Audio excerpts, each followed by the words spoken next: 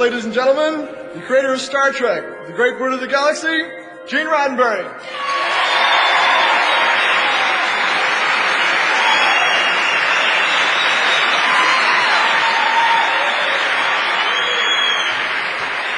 Thank you. And you.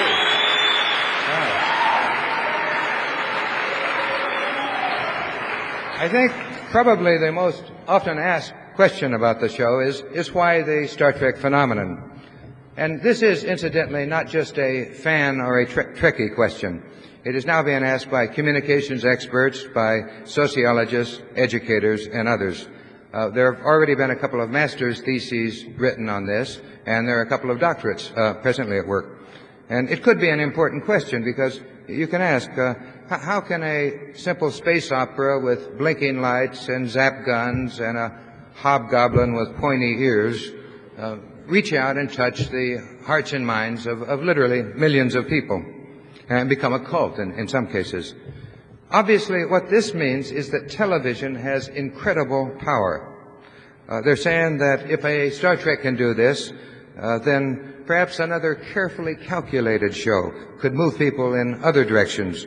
What's to keep selfish interests from creating other cults for selfish purposes, industrial cartels, political parties, and governments? Ultimate power in this world, as you know, has always been one simple thing: the control and manipulation of minds. Fortunately, any attempt, however, to manipulate people through any so-called Star Trek formula is doomed to failure, and I'll tell you why in just a moment. First of all, our show did not reach and affect all these people because it was deep and great literature.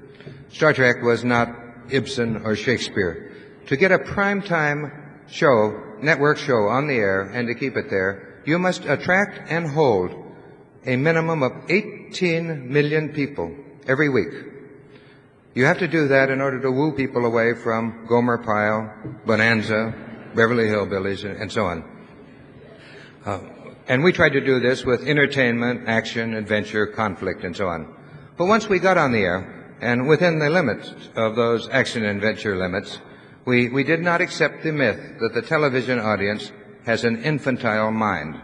We had an idea, and we had a premise. Thank you, and we still believe that.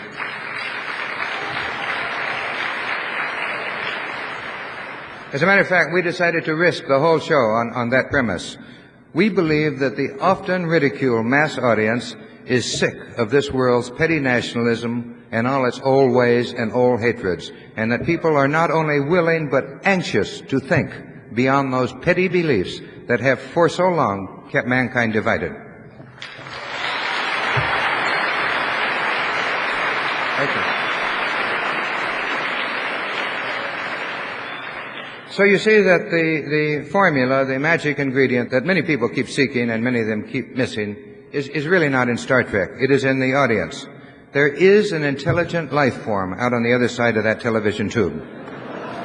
The whole show was an attempt to say that humanity will reach maturity and wisdom on the day that it begins not just to tolerate, but to take a special delight in differences in ideas and differences in life forms.